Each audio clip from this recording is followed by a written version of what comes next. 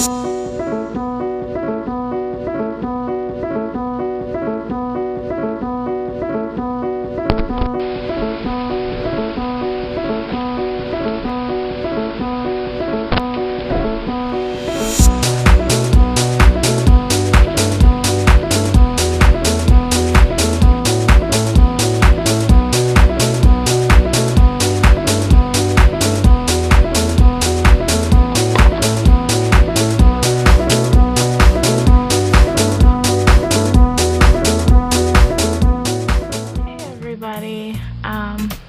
just wanted to tune in today and make a video really just introducing myself to you guys. This is just the start of my channel, the start of my journey, or I won't say my journey, because my hair journey itself started a year ago from last month, which was March. I'm just so excited to get my channel started and just to talk a little bit about myself and get to know you guys and get some feedback from you, and I'll give you feedback as well. I just look forward to becoming a part of the community that I've been basically watching from the outside. I'm subscribing to people and watching their videos, and I'm getting really into things, but I haven't actually created any of my own videos, so I'm really excited to do so. So a little bit about my background. I've always had longer hair when I was younger. It was really down my back, very, very long, and my mom used to be able to do lots of things with it. As some of you probably had your hair when you were little, I had the twists, you know, in the front and the back, just the twists, and, you know, like a bead at the end or whatever.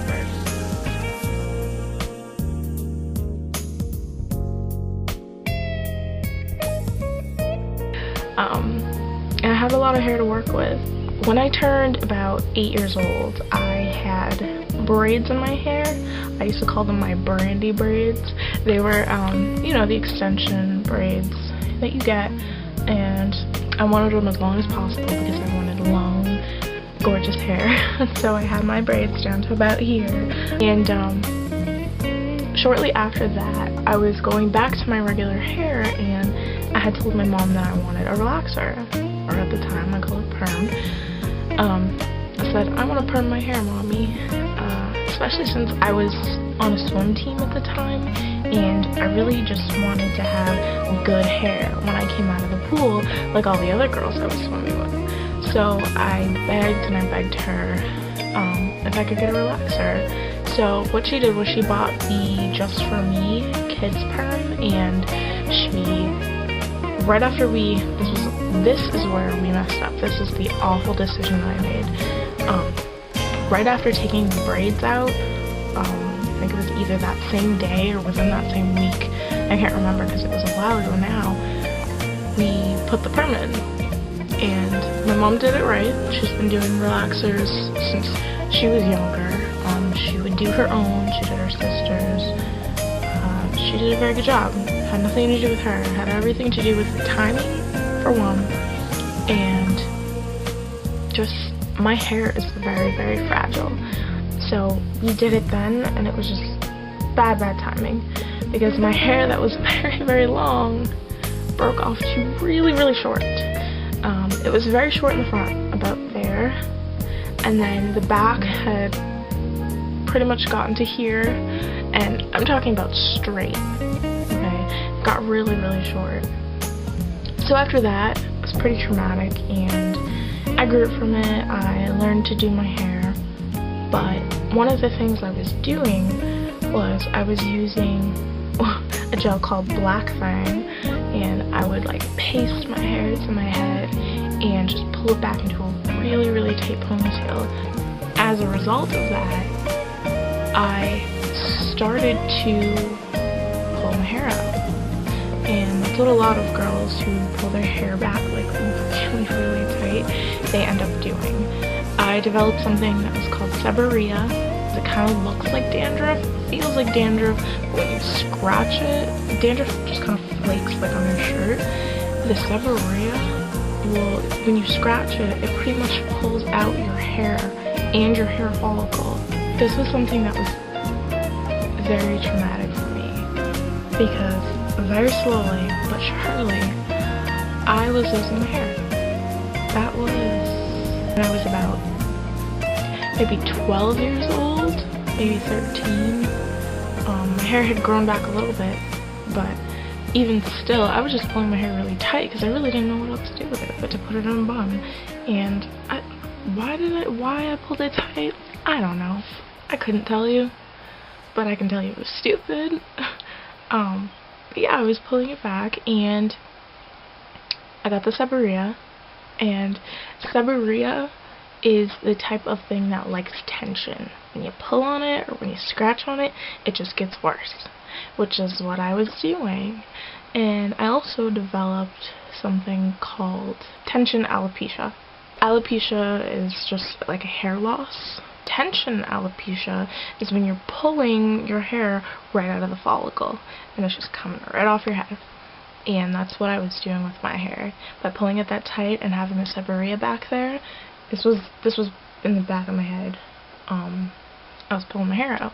As a result of that, even to this day, I'm 21, about to be 22, I have baldness in the back of my head.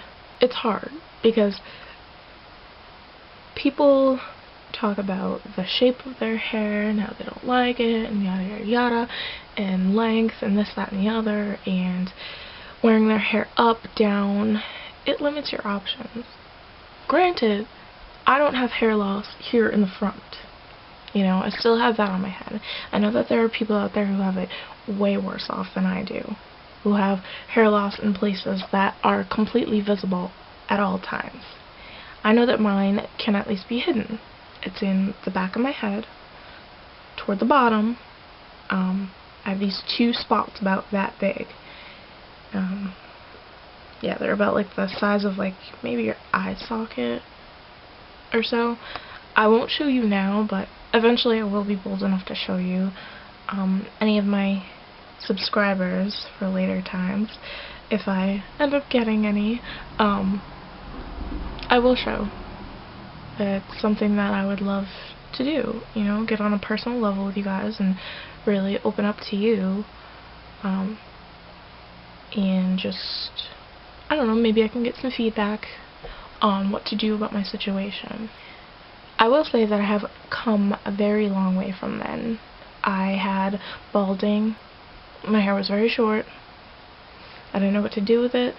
I straightened it all the time because I hated the way that it looked curly.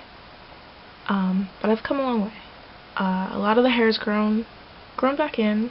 It's still very, very thin. It looks like a big bald spot. But what I was told was that none of the hair was going to grow back, that I had lost all my follicles, and that I would have to get a hair transplant in order for it to come back. But I will say that in going natural and leaving my hair alone and not pulling it in a ponytail and just wearing it out has actually shown some growth. There are little hairs coming in. They're very, very thin, very fragile. I don't want to tamper with them. I don't want to mess with them too much right now, but I will say that they are there now. Moving on, I just want to talk about why I decided to go natural and what was the, I guess, epiphany that I had that led me to this direction.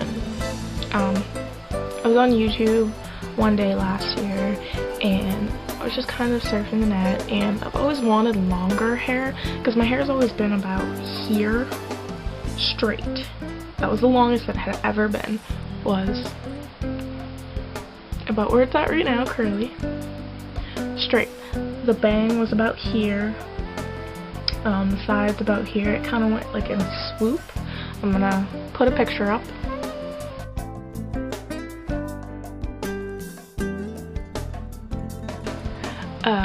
Yeah, that's what it kind of looked like before. It wasn't very long, but it wasn't too short either, because I had come a long way from when my hair broke off and everything.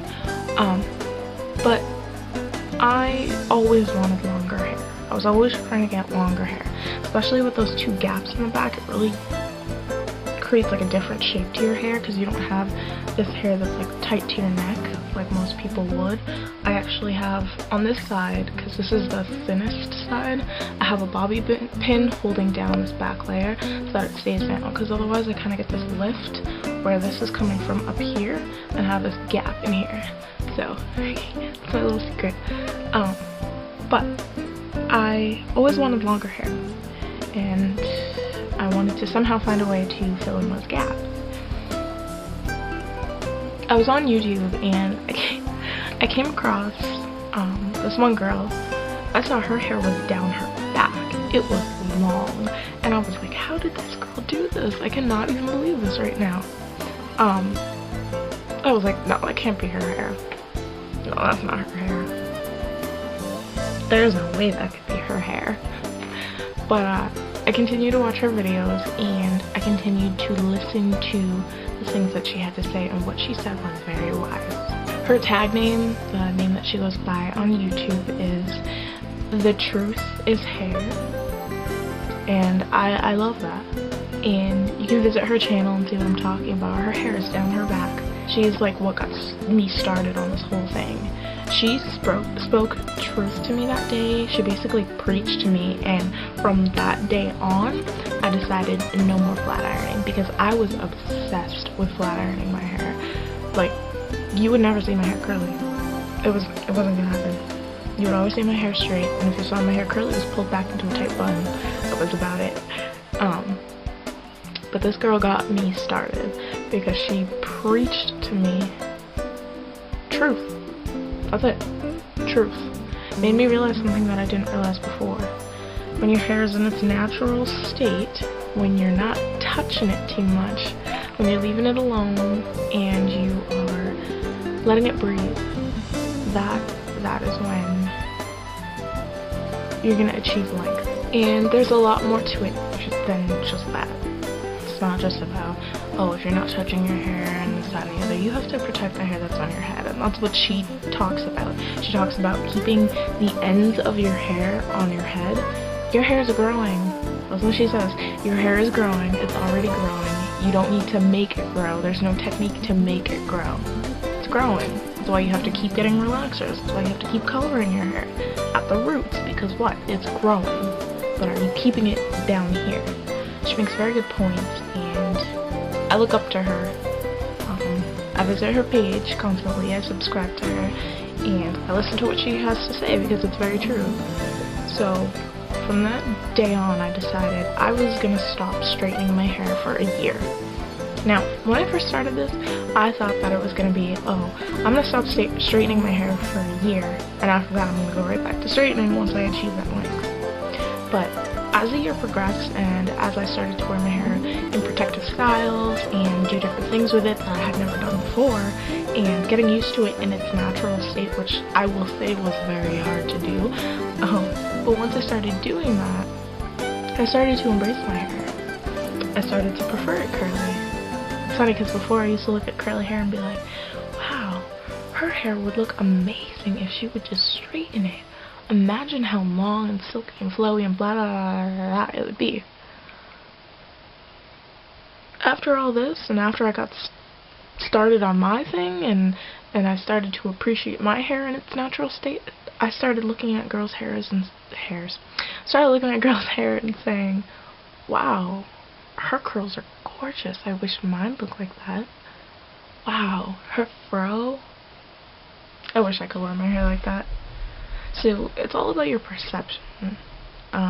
It's about changing your perception.